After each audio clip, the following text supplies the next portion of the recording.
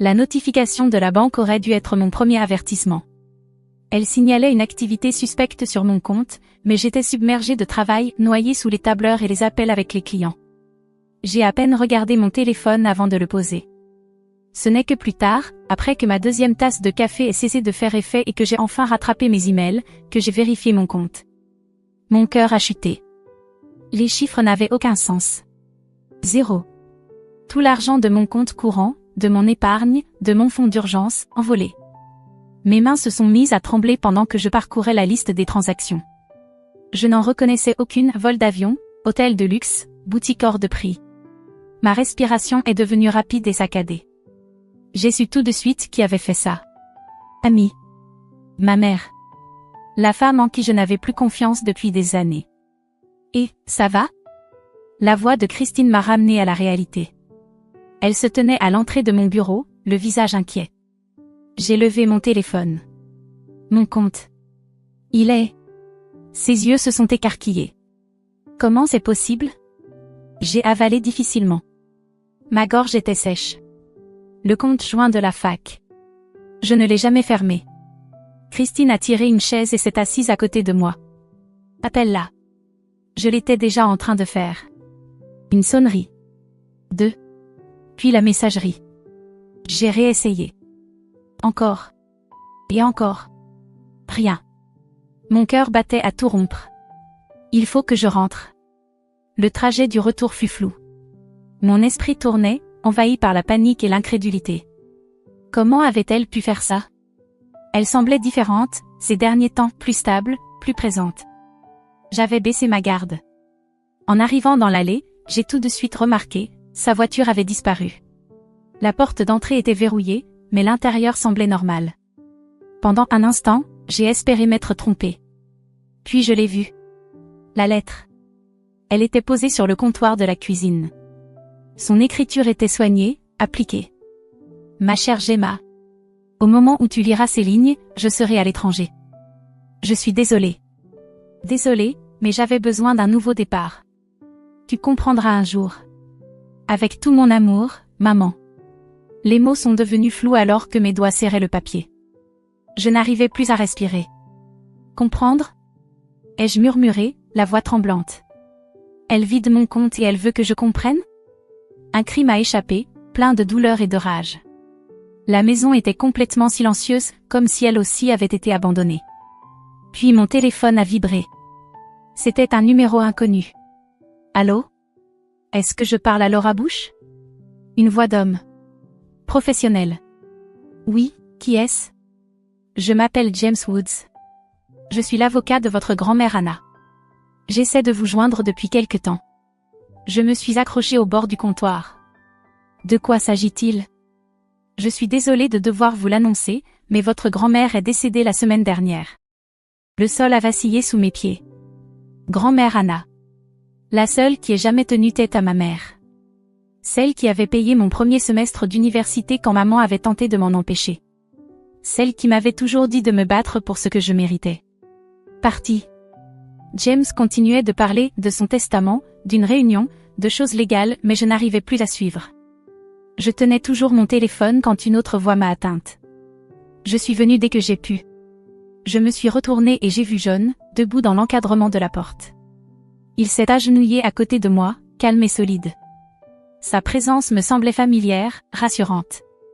Christine m'a appelé, dit-il. Elle pensait que tu aurais besoin de renfort. J'ai expiré un souffle tremblant. Elle a tout pris, John. Chaque centime. Et maintenant, grand-mère est partie aussi. Il s'est assis à côté de moi, son épaule frôlant la mienne. Tu sais ce qu'elle disait toujours, me rappela-t-il. Ne laisse jamais personne voler tes rêves. J'ai hoché la tête en essuyant mes larmes. Elle croyait en moi. Elle y croit encore, répondit-il doucement. Et tu n'es pas seule dans cette histoire. Mon téléphone a de nouveau vibré. Un autre message. Ta mère a envoyé un mail au bureau pour dire que tu prenais un congé pour cause d'urgence familiale. Tout va bien? Mon estomac s'est noué. J'ai montré l'écran à John. Elle efface ses traces, ai-je chuchoté. Elle s'assure que personne ne se pose de questions. C'était prémédité. C'est clair, dit-il, la voix glaciale. Se rapprocher de toi, regagner ta confiance, juste pour pouvoir tout prendre. L'engourdissement que je ressentais s'évanouissait peu à peu. Quelque chose de plus fort montait en moi. De la colère. De la détermination. À quoi tu penses? Demanda John en me scrutant. Je me suis levée, redressant les épaules. Je pense à ce que grand-mère Anna disait toujours. Il attendit. Parfois, dis-je lentement, le karma a besoin d'un petit coup de pouce. Le bureau de James était trop chaud, une chaleur étouffante, du genre à faire rétrécir les murs. Je restais raide dans un fauteuil en cuir, les mains jointes sur mes genoux, pendant qu'il triait une épaisse pile de documents. Avant de commencer, dit-il en ajustant ses lunettes, je voulais vous dire à quel point je suis désolée. Anna n'était pas qu'une cliente, c'était une amie très chère. J'ai avalé avec difficulté. Merci. J'ai encore du mal à croire qu'elle soit partie. Elle parlait souvent de vous, dit James en sortant une grosse enveloppe qu'il fit glisser sur le bureau. En fait, vous étiez sa principale préoccupation lors de notre dernier entretien. À ce moment-là, la porte s'ouvrit et Christine entra. Désolée pour le retard, dit-elle en s'asseyant à côté de moi et en me serrant doucement la main sous la table. Je lui avais demandé de m'accompagner. Je ne voulais pas affronter cela seule. Comme vous le savez, reprit James, votre grand-mère était une femme d'affaires avisée. La chaîne d'hôtels-boutiques qu'elle a construite vaut aujourd'hui environ 15 millions de dollars. J'ai relevé la tête d'un coup. 15 millions. Et ce ne sont que les hôtels, ajouta-t-il en me faisant glisser un autre document. Il y a aussi ses biens personnels, ses comptes d'investissement, et plusieurs propriétés. Christine serra ma main un peu plus fort. J'arrivais à peine à me concentrer sur les chiffres. Une seule pensée tournait en boucle dans ma tête. Ma mère. Elle vous a tout légué, Laura, dit James. Tous ses biens, chaque immeuble, chaque centime. J'avais du mal à respirer. Et ma mère? Le visage de James se fit grave. Anna a été très claire. Elle n'a pas inclus Amy dans le testament. Elle a dit, je cite, « Ma fille a déjà pris bien assez. » Un rire nerveux et incrédule m'échappa. Maman va devenir folle en l'apprenant. Elle le sait déjà, répondit James calmement. Elle appelle mon bureau tous les jours, menaçant de contester le testament. Depuis la Nouvelle-Zélande, marmonnai-je. Comme c'est pratique. Il y a autre chose, dit James en ouvrant un tiroir pour en sortir un vieux carnet en cuir. Anna voulait que je vous remette ceci. Elle m'a demandé de vous le donner en privé. Le carnet semblait usé, adouci par les années. Je passai doucement le doigt sur la couverture, puis l'ouvris à une page marquée. Ma chère Laura. Si tu lis ceci, c'est que je suis partie. Mais je t'ai vu grandir et devenir une femme forte et capable, malgré les tentatives d'Amy pour te garder sous sa coupe. L'argent que je t'ai laissé n'est pas qu'une richesse, c'est ta liberté. Utilise-le avec sagesse, et souviens-toi. Parfois, la meilleure façon de se débarrasser d'un serpent, c'est de le laisser croire qu'il gagne, jusqu'à ce qu'il tombe dans son propre piège. Avec tout mon amour. Grand-mère Anna. Mes mains tremblaient quand je refermai le journal. La porte s'ouvrit à nouveau, et Christine revint, seule. Ça va? Demanda-t-elle en s'asseyant à côté de moi. Je regardai le journal, puis elle. Elle savait, chuchotai-je. D'une manière ou d'une autre, grand-mère savait que maman ferait quelque chose comme ça. À quoi tu penses? Demanda Christine. Avant que je puisse répondre, mon téléphone s'illumina, un email de ma mère. La mort d'Anna est un vrai choc, ma chérie. Je sais que c'est un moment difficile pour toi. Nous devrions parler du testament. Je suis sûre qu'on peut trouver un arrangement. Appelle-moi. Avec amour, maman. Christine lut par-dessus mon épaule et secoua la tête. Elle est incroyable, dit-elle. Elle te vole tout ton argent, s'enfuit, et elle pense encore mériter une part de l'héritage. Je me levai et me mis à faire les 100 pas. Tu sais ce qui est dingue? Dis-je. Une partie de moi veut encore la croire. C'est à quel point elle est convaincante. Même maintenant, elle réussit presque à me manipuler. Christine croisa les bras. Alors, quel est le plan? Un plan prenait déjà forme dans mon esprit, clair, audacieux, un peu effrayant. On la laisse croire qu'elle gagne, dis-je lentement. Demande à James de mentionner par erreur que je pense à partager l'héritage. Les yeux de Christine s'écarquillèrent. Tu veux qu'elle revienne? Je saisis le journal de grand-mère. Très bien, murmurai-je. Donnons-lui une bonne raison de rentrer.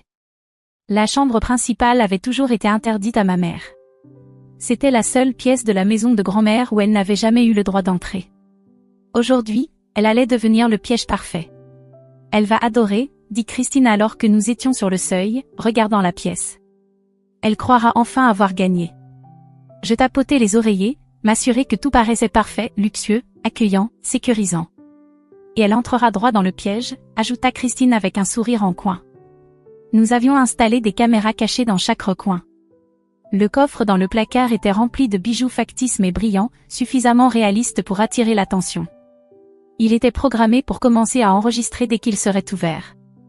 L'ordinateur portable dans la chambre avait un logiciel de traçage. Chaque email envoyé, chaque appel passé via le Wi-Fi de la maison me serait automatiquement transmis. Le téléphone de Christine vibra. Elle a réservé un vol, dit-elle. Elle atterrit demain matin. Parfait. Le lendemain matin, John attendait à l'aéroport avec une pancarte au nom de ma mère. Elle sortit du terminal, lunettes de soleil de marque sur le nez, feignant l'humilité. « Où est Laura ?» demanda-t-elle en regardant autour d'elle. « Elle est occupée avec les hôtels », répondit John avec aisance. « Elle m'a demandé de venir vous chercher. » Pendant qu'il roulait jusqu'à la maison, je regardais tout à travers les caméras de sécurité. Je vis son regard qui passait partout, analysant chaque détail. Elle sourit en découvrant la chambre principale. Ce soir-là, assise dans mon bureau, mon téléphone vibra. Un message de maman. « Ma chérie, je sais que j'ai fait des erreurs, mais parlons. On est une famille. On peut trouver une solution juste ensemble. » Je regardais le message. Puis je tournais les yeux vers le flux vidéo en direct. Elle essayait déjà d'ouvrir le coffre. « Elle pense me duper, dis-je. » Christine se pencha par-dessus mon épaule. Mais elle ne se doute de rien. Je tapais ma réponse. « Bien sûr, maman. Parlons. » Puis j'appuyais sur envoyer. Sur la caméra, elle sourit en lisant mon message. « La partie commence, » murmurai-je. La chambre principale scintillait sous la lumière douce du lustre. Les rideaux de soie bougeaient légèrement dans la brise nocturne. Cette pièce avait toujours été le rêve de ma mère, y vivre, être reconnue comme l'héritière légitime de l'empire de grand-mère Anna. Aujourd'hui, elle était devenue sa cage dorée. « C'est du jeu mental de haut niveau », dit Christine, debout dans l'encadrement de la porte. J'adorais l'allure de la pièce. Le placard débordait de vêtements de créateurs, chacun encore muni de son antivol. Le coffre au fond brillait de faux joyaux, assez convaincants pour piéger les cupides. Sur le bureau trônait un ordinateur moderne, rempli de faux documents bancaires. « Elle ne pourra pas y résister », dis-je doucement en tapotant mon téléphone. David, notre expert en technologie, avait installé tout le système dans la chambre. Chaque tiroir, chaque placard, chaque appareil contenait une caméra cachée. Si elle essayait d'ouvrir le coffre, d'utiliser l'ordinateur ou d'envoyer un email, tout serait enregistré. John entra et déposa une pile de papiers sur le bureau. Voici les dernières pièces, de faux titres de propriété, de faux contrats d'investissement. Tout pointe vers des choses qui n'existent pas. Je les parcourus rapidement et hochai la tête. Parfait. Elle pensera avoir trouvé son prochain gros coup. Christine croisa les bras.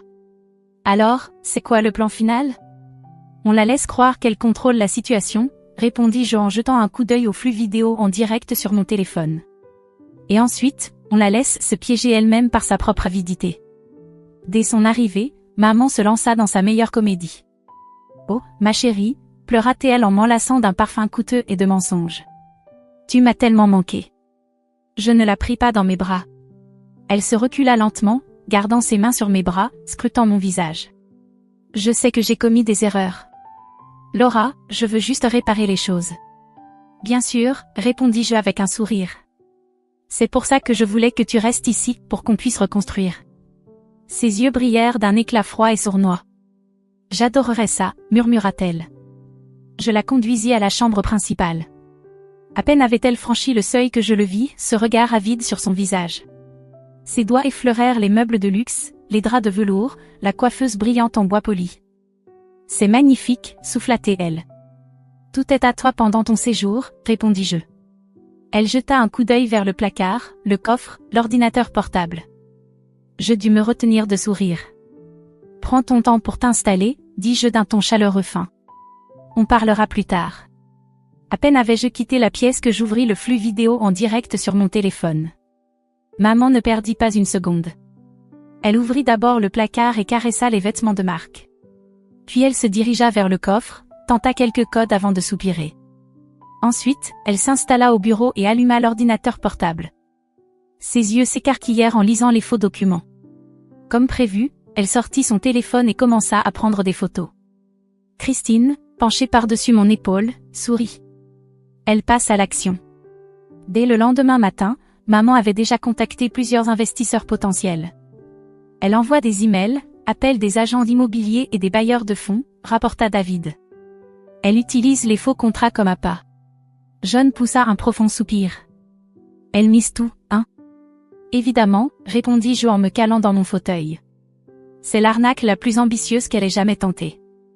Christine jeta un œil à son téléphone. Elle vient de confirmer un déjeuner demain au Blue Lotus avec 3 investisseurs. Je souris. Parfait. L'après-midi suivant, le Blue Lotus était bondé.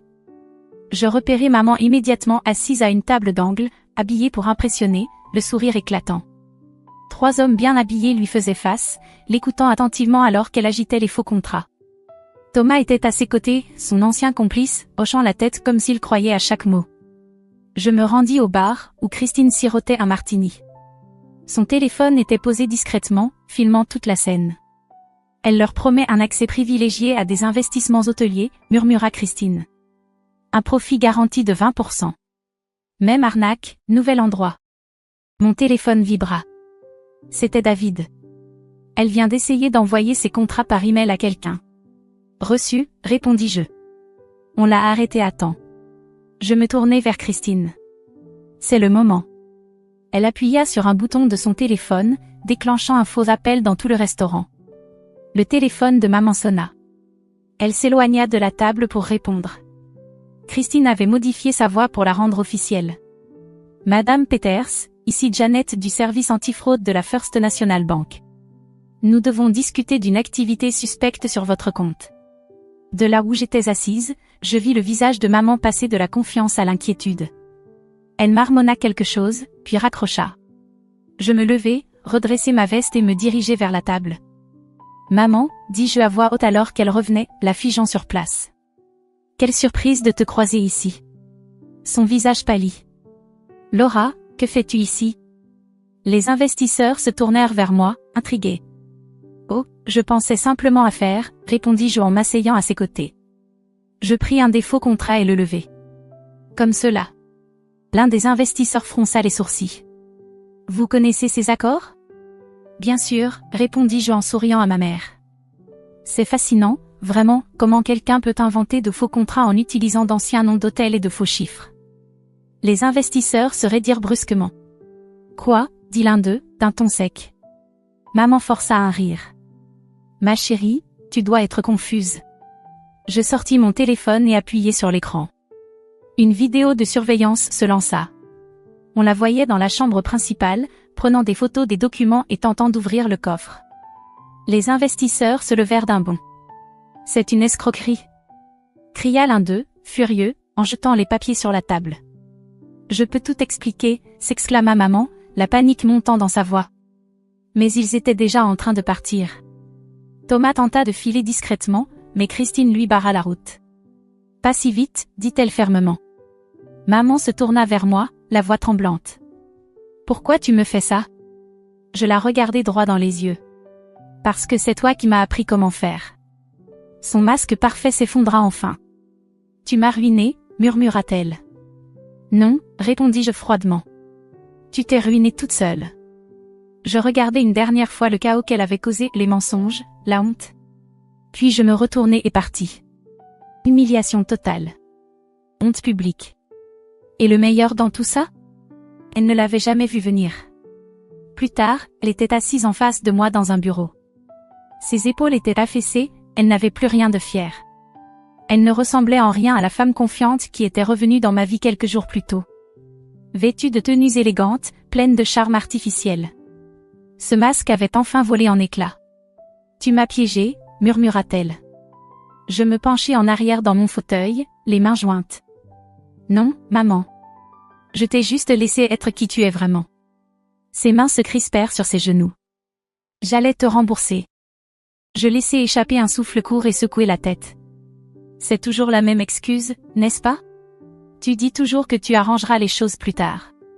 Mais tu ne le fais jamais. Tu continues de prendre, encore et encore, en promettant de réparer un jour. Des larmes lui montèrent aux yeux, de vraies, pas celles qu'elle utilisait pour manipuler. Laura, je sais que j'ai fait des choses terribles. Mais je suis quand même ta mère. Je la regardais, cette femme qui m'avait utilisée comme un outil, un plan de secours, un moyen d'obtenir ce qu'elle voulait. Je sais, dis-je doucement. C'est pour ça que je te donne un choix. Elle cligna des yeux. Un choix? Je fis glisser une enveloppe sur le bureau. À l'intérieur, il y a un billet aller simple pour l'Idaho. Une petite ville. Calme. Fini les arnaques. Fini les combines. Juste une chance de recommencer à zéro. Ses doigts tremblaient lorsqu'elle l'a pris. Et si je ne le prends pas? Je posai un second dossier sur le bureau. Alors je donne ça à la police. Il y a tout dedans, des preuves de tes mensonges, de tes escroqueries, des témoignages de ceux que tu as blessés. Je porte plainte. Tu perds tout. Et cette fois, il n'y aura pas d'échappatoire. Un silence épais emplit la pièce. Elle baissa les yeux vers le billet. L'Idaho, dis-je. Une ville tranquille. Un petit travail. Un appartement. Et assez d'argent pour tenir 7 mois. Après ça, tu te débrouilles. Pas de ruse. Pas de raccourci. Une vraie vie. Elle releva les yeux vers moi. Et tu crois que je peux juste changer? Je ne sais pas, répondis-je honnêtement. C'est à toi de voir. Elle laissa échapper un rire amer. Je ne mérite pas ça. Non, dis-je. Tu ne le mérites pas. Mais moi, si. Ses sourcils se froncèrent. Je mérite de savoir que j'ai au moins essayé, dis-je. Essayer de briser le cycle. De partir en sachant que je t'ai donné une vraie chance de t'améliorer. Ses mains se resserrèrent autour du billet. Quand est-ce que je pars? À ce moment-là, la porte du bureau s'ouvrit. Et John entra. Il me regarda, une question dans les yeux. Je hochai la tête. Elle est prête. Maman se leva lentement, me regarda, puis regarda l'enveloppe. Tu m'envoies vraiment loin d'ici? Tu t'es mise dans cette situation toute seule. Pendant un instant, je crus qu'elle allait protester, tenter de retourner les choses une dernière fois. Mais au lieu de ça, elle laissa échapper un souffle tremblant et acquiesça d'un petit signe de tête. Elle se dirigea vers la porte, puis s'arrêta. Tu es vraiment la petite fille d'Anna, dit-elle doucement. Elle aurait été fière. Je la regardai partir. La porte se referma derrière elle. Ce n'est qu'à ce moment-là que je relâchai enfin le souffle que je retenais. Christine entra quelques minutes plus tard, tenant 2 verres de vin. Eh bien, c'était intense, dit-elle. Je pris un verre et bus lentement. Ça va, demanda-t-elle. Je hochai la tête, même si ma poitrine restait nouée. Je crois. Christine s'assit en face de moi, m'observant attentivement. Et maintenant? Je fis glisser un autre dossier sur le bureau. Elle l'ouvrit, les sourcils levés. Un fonds de restitution, expliquai-je. J'utilise les bénéfices de l'hôtel pour commencer à rembourser les gens que maman a escroqués. Ça ne réparera pas tout, mais c'est un début. Christine laissa échapper un long soupir. C'est un gros engagement. Tu es sûre de toi? Je dois l'être. Elle tendit la main et serra la mienne. Tu es une bien meilleure personne qu'elle ne l'a jamais été. Peut-être, dis-je. Mais ça ne veut pas dire que je lui ressemblerai. Les mois passèrent. Je me jetai corps et âme dans le travail. La gestion des hôtels. Et m'assurer que l'héritage de grand-mère signifiait quelque chose de bien. Le fonds de restitution continuait de grandir. De petits virements silencieux étaient envoyés aux familles que ma mère avait blessées. Et même si je ne le voulais pas, je continuais à garder un œil sur elle. Elle était toujours dans l'Idaho. Elle travaillait dans un petit café. Nettoyant les tables, servant des cafés. Aucune arnaque. Pas d'argent volé. Juste une vie simple et calme. Et donc, un matin d'hiver glacial, je me retrouvais assise dans une voiture devant ce café. Je regardais à travers la vitre givrée, la voyant remplir la tasse d'un client. Elle a l'air différente, dit John depuis le siège conducteur. Oui, murmurai-je. Ses cheveux n'étaient plus impeccablement coiffés. Ses ongles n'étaient plus faits. Elle avait l'air vraie. « Tu es sûr de vouloir entrer ?» demanda-t-il. Je hochai la tête. « Il le faut. » Il me lança un regard doux. « Je t'attends ici. » Je sortis de la voiture. La clochette au-dessus de la porte tinta quand j'entrai. Maman avait le dos tourné, replaçant des sachets de sucre. « On ferme dans 10 minutes, dit-elle sans se retourner. J'avalai ma salive. « Bonjour, maman. » Elle se figea. Puis, lentement, elle se retourna. Ses yeux s'écarquillèrent. « Laura. » Je m'assis au comptoir. « Un café. » « Noir. » Ses mains tremblaient un peu en versant la boisson. Quand elle posa la tasse devant moi, elle murmura. « Tu es venu pour voir si je suis encore une fraude ?»« Non, dis-je doucement. Je le sais déjà. » Ses lèvres se pincèrent. Je sortis une enveloppe et la fis glisser sur le comptoir jusqu'à elle. Ses doigts tremblèrent en l'ouvrant. À l'intérieur, enveloppé dans du papier de soie, se trouvait le miroir en argent d'Anna. Elle eut le souffle coupé. Pourquoi ? Je la regardai droit dans les yeux. Parce que le changement doit bien commencer quelque part. Des larmes emplirent ses yeux. Elle tendit la main vers moi. Mais s'arrêta en chemin. Je ne bougeais pas. Elle acquiesça légèrement, déglutissant difficilement. Est-ce que je te reverrai ?